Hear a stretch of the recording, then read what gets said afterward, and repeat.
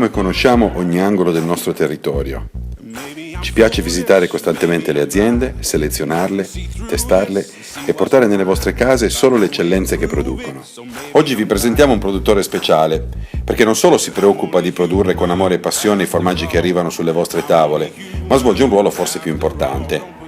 Si tratta di una vera e propria comunità, che offre a ragazzi con dipendenze la possibilità di riconoscere la propria malattia e curarla attraverso un programma rieducativo in un ambiente pensato e realizzato con caratteristiche terapeutiche.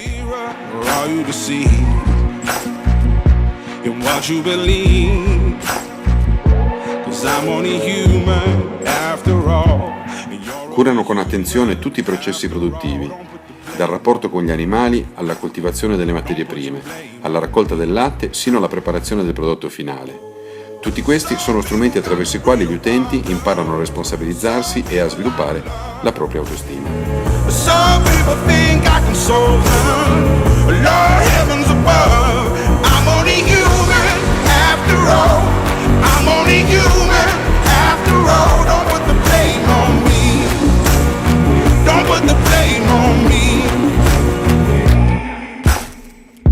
Don't ask my opinion, don't ask me to lie, and beg for forgiveness for making you cry, for making you cry.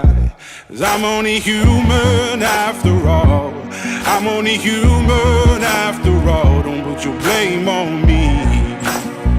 Oggi abbiamo la possibilità di proporvi diversi tipi di formaggio, dal pecorino nelle sue varie forme, fresco, semistagionato e stagionato, al formaggio vaccino, dalla ricotta mustia alle perette. Tutti questi formaggi sono rigorosamente lavorati a mano e non hanno aggiunte di conservanti.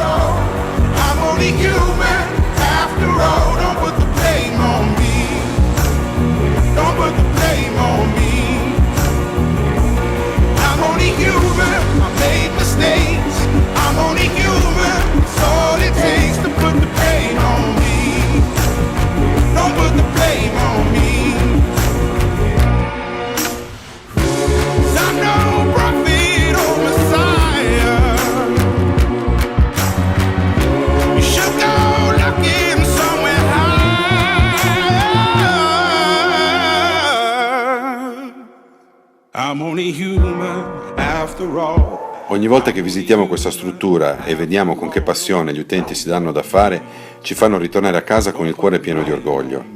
In questo caso possiamo dire: mangia bene e fai del bene.